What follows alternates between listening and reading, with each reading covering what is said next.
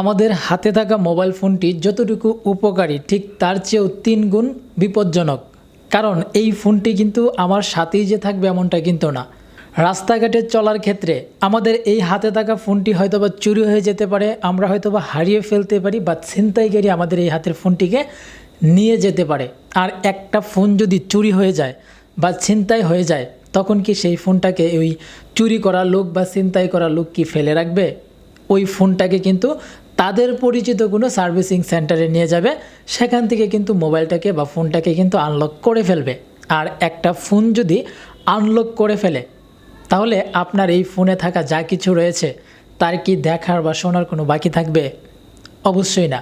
আজকের এই ভিডিওটা কিন্তু একটা ইনফরমেশন দেওয়ার জন্য। দেখুন, এই ফোনগুলো আমরা যতটুকু উপকারের কাজে ব্যবহার করে থাকি, ঠিক তার চেয়েও কিন্তু 3 গুণ অপকার করতে পারে, বিপদে ফেলতে পারে আমাদের নিজস্ব কিছু অ্যাক্টিভিটির কারণে। এই ফোনটাকে আমরা ব্যবহার করতে পারি বিভিন্ন কাজে, কিন্তু তাই বলে আমাদের ব্যক্তিগত ছবি বা ব্যক্তিগত ভিডিও ধারণ করব আর সেটাকে আমরা দিনের পর দিন, মাসের পর মাস আমাদের মোবাইলে রেখে দেব। আর এইটা কিন্তু প্রাইভেসি নষ্ট করে। আপনার প্রাইভেসি যদি নষ্ট হয়, সেইটা হতে পারে একটা মোবাইলের কারণে। আপনার ব্যক্তিগত ছবি বা ব্যক্তিগত ভিডিও তৈরি করারই কোনো প্রয়োজন নাই, বাট তারপরেও কিন্তু অনেকেই তৈরি করে। এখন রিসেন্টলি যেটা হয় যে ফেসবুকে এখন ঢোকাই যায় না। ফেসবুকে ঢোকার পরেই দেখা যায় যে লিঙ্কের ভিডিও। আর এইসব লিঙ্ক কিন্তু মোবাইল চুরি বা ছিনতাই করা থেকে বেশি প্রকার হয়ে থাকে।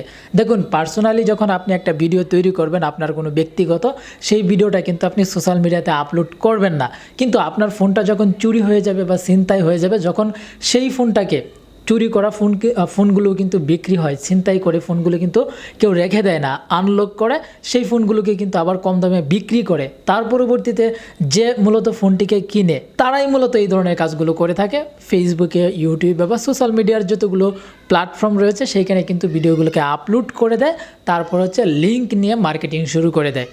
সো এই ক্ষেত্রে মোবাইল দিয়ে ব্যক্তিগত ছবি বা ভিডিও ধারণ করার কোনো প্রয়োজনই নেই আমার মতে। এইগুলো আসলে সামাজিকতার ভিতরে পড়ে না।